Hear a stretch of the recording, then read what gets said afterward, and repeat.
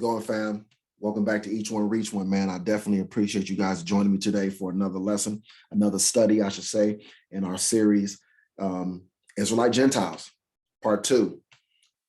I don't want to waste too much time, so let us begin by giving all praise, all honor, all glory, loving fear and obedience unto our power, the Most High Yahawah, in the name of our beloved Lord and Savior, his only begotten Son, our King, YAHAWAHSHI, YAHAWAHSHI, YAHAWAH. We're going to begin today in Hosea. So let's get Hosea chapter 1. Hosea's wife and children. Subject matter. We're going to start at verse 2. The beginning of the word of Yahawah by Hosea. And Yahawah said to Hosea, go, take unto thee a wife of whoredoms and children of whoredoms. For the land hath committed great whoredom, departing from Yahawah. All right. So off the bat, you know, you might be turning your eyes up a little bit saying, well, why would the Most High tell his prophet to go take a wife of whoredoms? Now, I've heard, a brother say before, and it may be he's not the only one that thinks this or feel like this. This is why I'm going to address it, that this is not him saying, go take a wife that, is about that 304 life. But it is what he's saying. He was saying that it's a reference to the land being in whoredom. But no, it is a reference to the land being in whoredom, but he's telling him, grab a woman. I want you to go get you a woman. That's one of these loose women, right? One of these fast-tailed women, right? I don't want you to go get a good girl. I want you to go grab one of these known whores in the neighborhood. This is what he told him. Go on and find the local neighborhood thought. Go find one of them. All right? Because we know the Most High, what he does is he'll make a point about what he's getting ready to do to his prophets. He'll use the prophets as an example, as an illustration of how he feels and what he intends to do to the nation. And this is what he's doing with Prophet Hosea, all right? He's about to use him as an illustration, his life as an illustration of things to come. He's going to use what he's going to put him through as an allegory, as a lesson for the nation to learn from, okay? And for us to learn from now. The Most High saw today way back then, right? So let's continue on. So he went and took Gomer, the daughter of Diblaim, which conceived and bare him a son. And Yahawah said unto him, call his name Jezreel, for yet a little while, and I will avenge the blood of Jezreel upon the house of Jehu, and will cause to cease the kingdom of the house of Israel. All right. So this is referencing the northern kingdom. Okay. So he's warning them, I'm about to cause to cease the kingdom of the house of Israel. I'm about to take their kingdom away. Right. And it shall come to pass at that day that I will break the bow of Israel in the valley of Jezreel. And she conceived again and bare a daughter. And the Most High said unto him, call her name Lo-ruhamah, for I will no more have mercy upon the house of Israel, the northern kingdom of Israel, but I will utterly take them away. But I will have mercy upon the house of Judah, the southern kingdom of Israel. So you see, there is a distinction being made between northern kingdom Israel and southern kingdom of Israel, okay? The northern kingdom of Israel, referred to as the house of Israel here, is about to be utterly taken away. But he's going to have mercy on the house of Judah, the southern kingdom, and will save them by Yahawah their power, and will not save them by bow, nor by sword, nor by battle, by horses, nor by horsemen. So that the reason why is because he wants them to understand that he is the reason why that they were saved. He's not going to allow any of them to be able to glory in their own salvation. He wants them to turn to him with their whole hearts and to be grateful for being spared, for being shown mercy, for being saved. Verse 8, now, when she had weaned Lo-ruhamah, she conceived and bare a son. Then said the Most High, call his name Lo-ammi, for ye are not my people, and I will not be your power. So he's having him name his children after what he's about to do to the people. Remember, names are names in Hebrew. They all have meanings, right? So these names are names based off of what he's about to do to the people, all right? He had to grab a wife of whoredom because Israel was in whoredom. The Most High's wife, Israel, was a whore. So because of that, Hosea had to grab a wife that was a whore, right? And because of that, the children of Israel would no longer be the Most High's children because he's going to utterly take them away, right? They're not going to be his people anymore. That's the reason why he's putting Hosea to go through the same thing he's going through as well. So I got a wife of whoredom, and now her children are not going to be my people, right? So that's why it says, then said the Most High, call his name Lo-ammi, for ye are not my people, and I will not be your power. He's about to utterly cast away the house of Israel, the northern kingdom. This is how they become Gentiles. Yet the number of the children of Israel shall be as the sand of the sea, which cannot be measured nor numbered. And it shall come to pass that in the place where it was said unto them, ye are not my people, there it shall be said unto them, ye are the sons of the living God. See, and this is setting the stage for the New Testament, the time of YAHAWAHSHI. At that time, the southern kingdom of Judah were saying to the northern kingdom of Israel, the northern kingdom Israelites, I should say, you are not the children of the Most High. You are not the people of the Most High. That's why they were being called Gentiles, because they were no longer considered the people of the Most High. And that is where it was said unto them, ye are not my people. And he said, there it shall be said unto them, ye are the sons of the living power, because he was going to bring them back. How? When? Via his son YAHAWAHSHI during his coming. That's why he said, I am not sent but unto the lost sheep of the house of Israel. That's why he told his apostles, go ye unto the lost sheep of the house of Israel. You just saw here, right? Again, he says, verse 6, just so you can see where I am. But I will utterly take them away. Who? The house of Israel, right? So let's back up a little bit. Call her name Lo-ruhamah, for I will no more have mercy upon the house of Israel, but I will utterly take them away. What did YAHAWAHSHI tell his apostles? Go ye not in the way of the Gentiles, right? But go unto the lost sheep of the house of Israel, the lost sheep of the house of Israel, those who he had cast away, right? And again, I was roughly paraphrasing. Of course, you guys should know that. I didn't feel like I should say it, but there's somebody out there saying, man, that's not exactly how it go. So I had to go ahead and put that disclaimer in there for that person, because he's out there, trust me. All right, so ye are not my people. This is what he's telling them at this time. Ye are not my people. I'm done with you.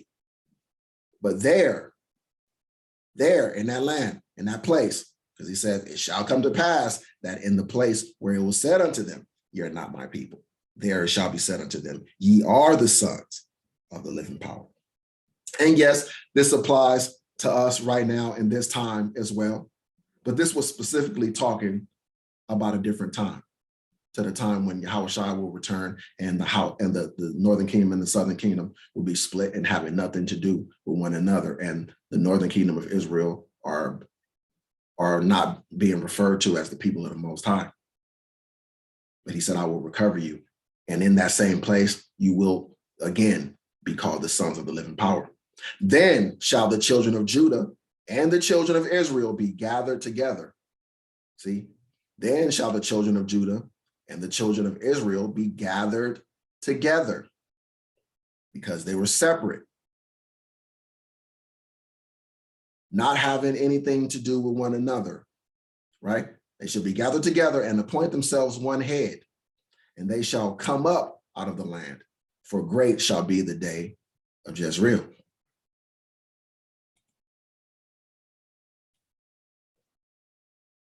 Hosea chapter 2, verse 1.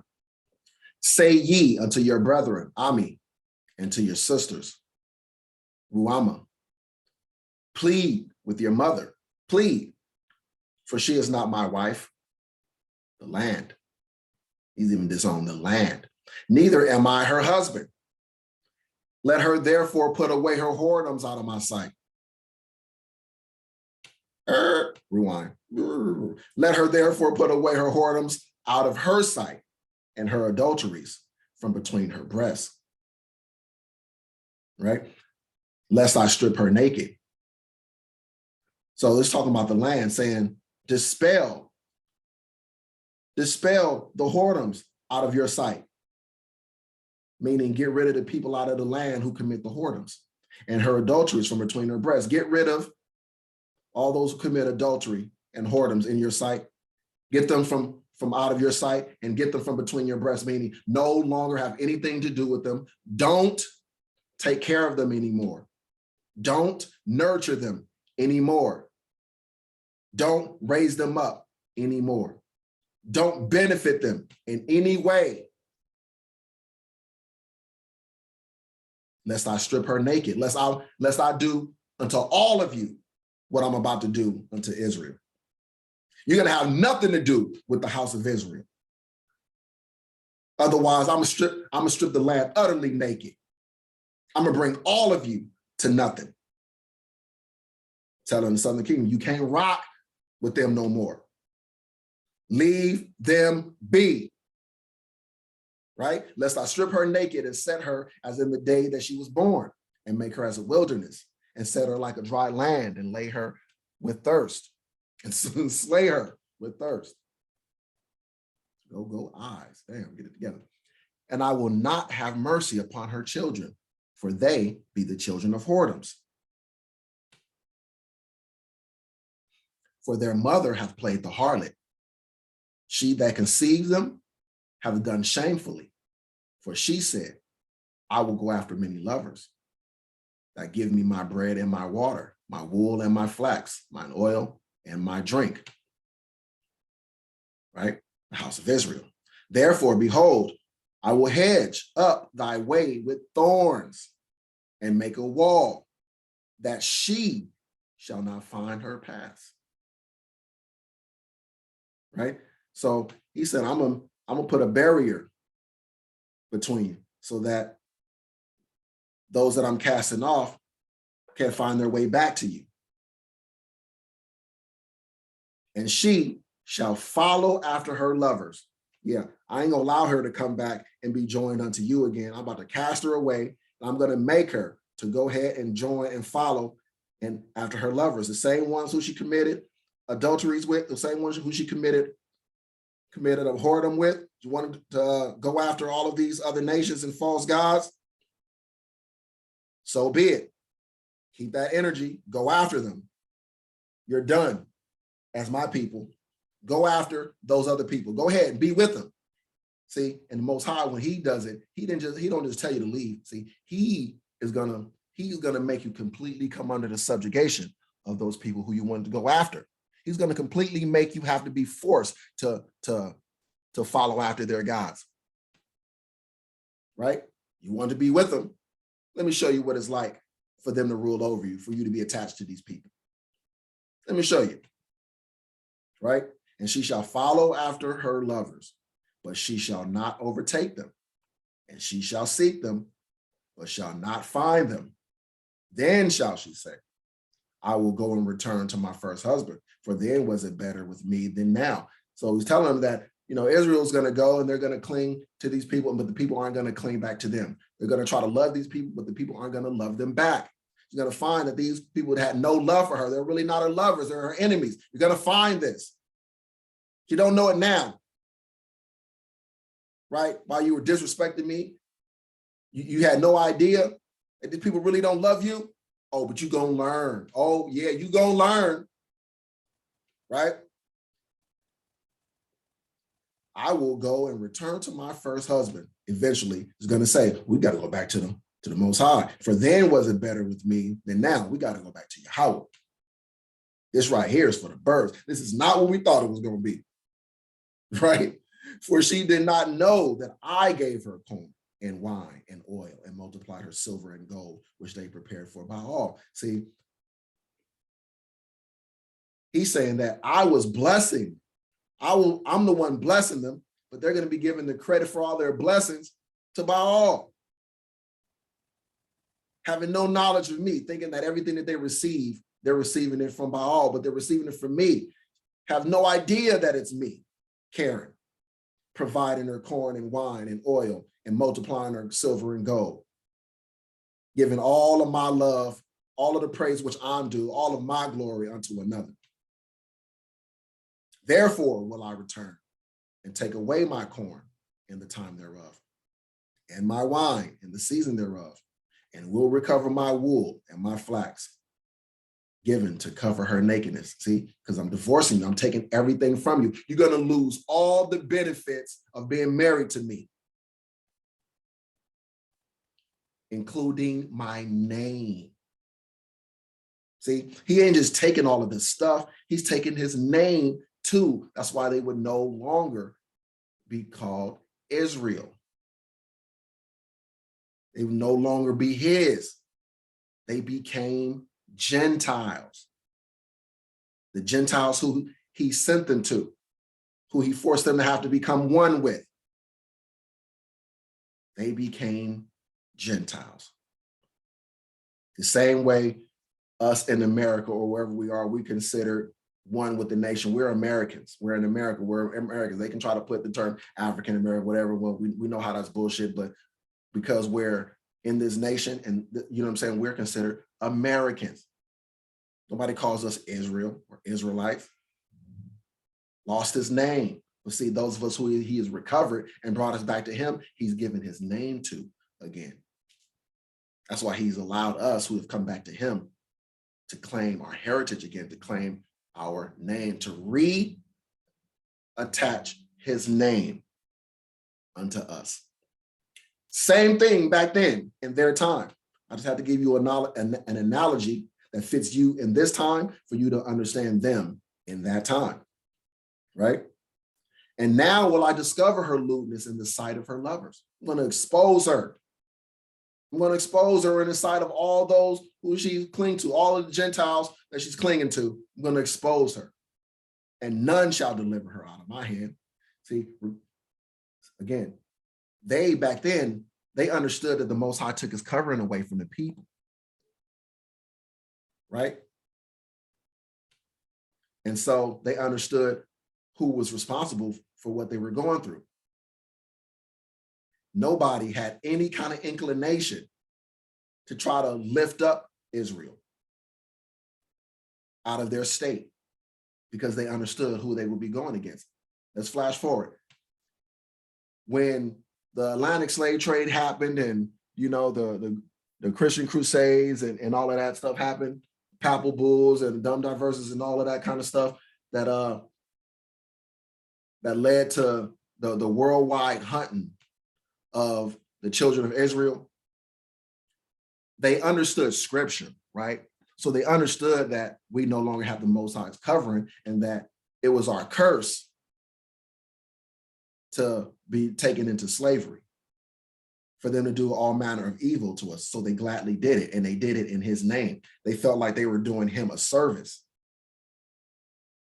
That's why they never tried to redeem us. They never tried to do anything to save us. That's when people running around talking about reparations, man. We need reparations. You want reparations? You think your enemies gonna give you reparations? Hell no, they ain't gonna give you reparations because they understood they were given a directive. That's That's what they'll tell you. We were given a directive from God. We were told to do this to these people. We were given a green light to do this to them. So now we ain't giving you no damn reparations. And two, on the other hand, if you are an awakened Israelite, why in the fuck are you out here trying to champion reparations? You trying to get payment for your punishment? The Most High put us on punishment, and you trying to get payment for your punishment? Man, if you don't stop that shit, you better continue to take your punishment and pay up that uttermost farthing that you owe him. You aren't owed a penny. They don't owe you nothing. Fuck Black Wall Street and all of that. That was our punishment, man. What do you mean? That was our just reward. Our just reward. And you want to be paid for having to be chastised for going astray in an evil way against your power, huh? Stop it. But back to the scripture. Verse 11, I will also cause all her mirth to cease, her feast days, her new moons, and her Sabbaths, and all her solemn feasts. He's talking about the northern kingdom of Israel. This is what he did. He sent them, made them be joined unto their so-called lovers, made them become one with the Gentiles. And because of that, he caused her mirth to cease, her feast days, her new moons, and her Sabbaths, and all her solemn feasts. He called all of that to cease. He caused it to cease. Now, us in this time, we are very much like they were. When he sent us into captivity, he caused all of our mirth, feast days, new moons, Sabbaths, and solemn feasts and everything else to cease. Why would he do that? Why would he cause it all to cease and also hold us accountable for keeping it? Because it's always in effect. If it's always in effect, then we're always accountable to it. And if we're always accountable to it, why would he get rid of it and then hold us accountable for something that he took away, that he caused to cease? He caused it to cease from them because he didn't want them doing anything that resembled the customs and traditions of Israel. He was taking it away from them. He was casting them out. They would no longer be allowed to even stain his name by people saying, oh, look at them. You know, they're keeping this date and that day, and, you know, look at their customs, but look how they're living there. Look at their whoredoms and their adulteries and everything else. He would not allow them to pollute his holy name. Same thing to us. He wouldn't allow us to do it. He didn't want us having any attachment or connection to our traditions and customs because we went astray. So he caused all of it to cease. So again, he caused it to cease because he was not pleased with it. He didn't want it. If he wanted it, he wouldn't have caused it to cease. All right, that's enough. Verse 12, and I will destroy her vines and her fig trees, whereof she hath said, these are my rewards that my lovers have given me, and I will make them a forest, and the beasts of the field shall eat them. And I will visit upon her the days of Baalim, wherein she burned incense to them, and she decked herself with her earrings and her jewels, and she went after her lovers and forgot me, saith the Lord Yahweh.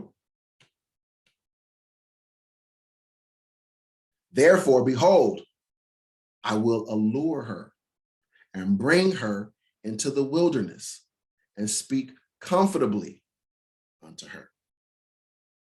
And I will give her her vineyards from thence in the valley of Achor for a door of hope. And she shall sing there as in the days of her youth and as in the day when she came up out of the land of Egypt. So it's transitioning now, right? It's transitioning from him casting off Israel, him pronouncing his judgment, and how he's stripping Israel of name, custom, tradition, land, taking everything from them, everything that they enjoy as a result of his covering, as a result of being in a relationship with him, as a result of being his people, his children, his his wife, he took everything away from them.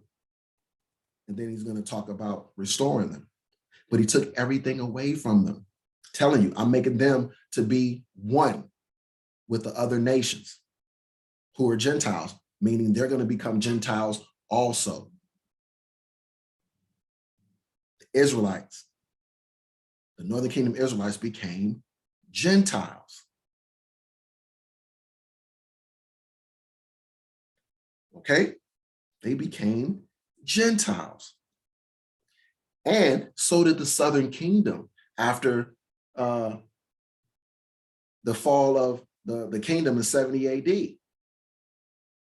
and got scattered and taken into all these other nations or driven into all these other nations. We then became Gentiles as well. He took his covering from his people.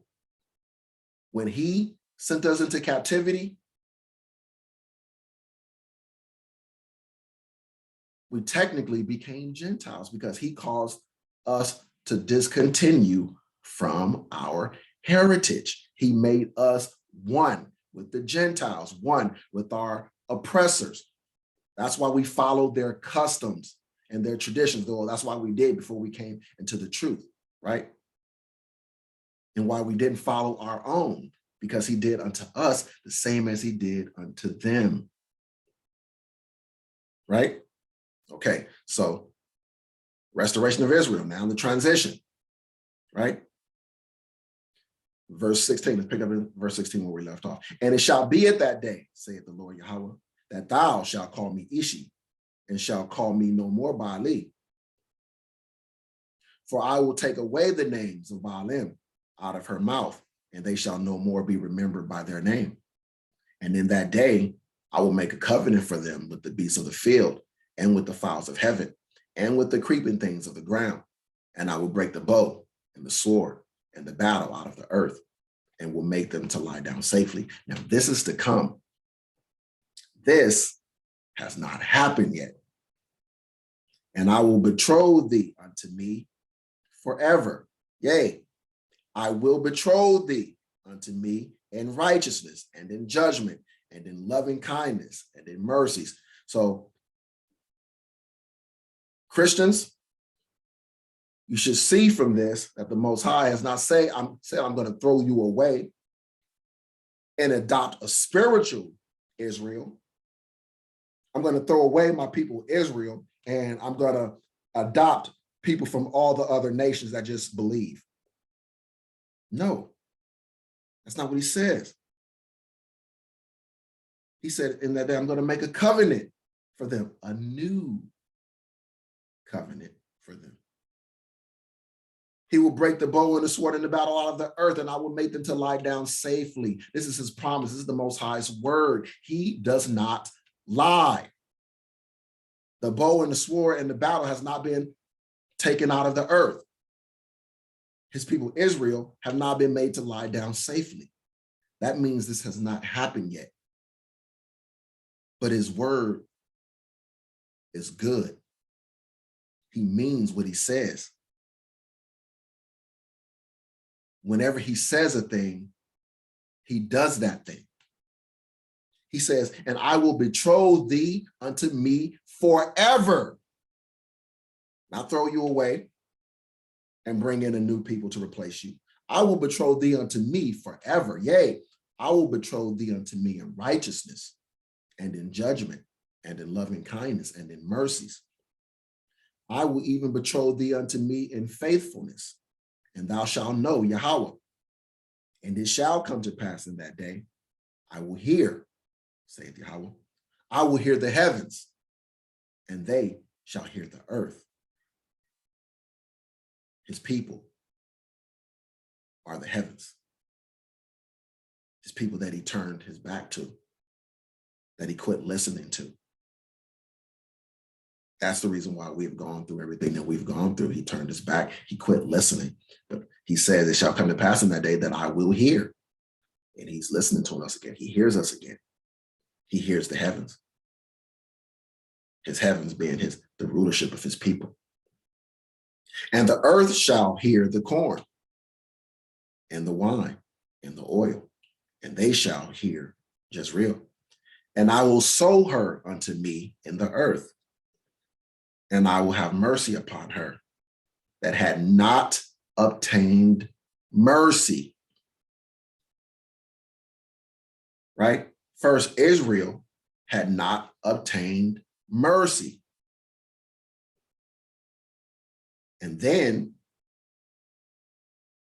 through the scattering of the southern kingdom, and us going into the southern kingdom going into captivity, we then join them in being included in that group, those who have not obtained mercy. When have we obtained mercy? We've been going through it for a while now at the hands of our enemies. Everywhere we're scattered, we have received no mercy anywhere. Right? So for us now and for them back then, this speaks to them and it speaks to us. I will sow her unto me in the earth, and I will have mercy upon her that had not obtained mercy. And I will say to them, which were not my people, thou art my people. And they shall say, thou art my power. See, I will say unto them, which were not my people. Why? Because I cast them away. I took my name from them. I took away all my niceties, everything that they had from me. I took everything and I turned my back, because they turned their back on me first. I declared them no longer to be my people, but I'm going to have mercy on them, right? The northern kingdom didn't obtain mercy. The southern kingdom had obtained mercy, right? I will say unto them, which were not my people. Who was it again, class? Who was it that he said, you are not my people? The northern kingdom of Israel, right? And I will say to them, which were not my people, thou art my people, and they shall say, thou art my power. That's how the northern kingdom Israelites became Gentiles. That's how it happened, right? So we see the northern kingdom of Israel became Gentiles. So we could stop it here and say, suffice it to say we have done enough, but we have not. We're not done. This was part 2. There will be a part 3. Stay tuned. It will come soon. Keep your eyes on it. All right? Keep your eyes open for it, I should say. I pray that you guys were edified, family. All right? Pray for knowledge, wisdom, and understanding, and it shall be given unto you if the Most High wants you to understand, that is. Not everybody who asks shall receive. That is the truth of it. There are certain people that he wants to remain blind. We can't do anything for those people. That's up to him. So I'm not here for those people. I'm here for those that the Most High want to learn this at my mouth. Maybe they need to hear it from another witness because they've heard it from one person, but they need to hear it from at least one more person, right?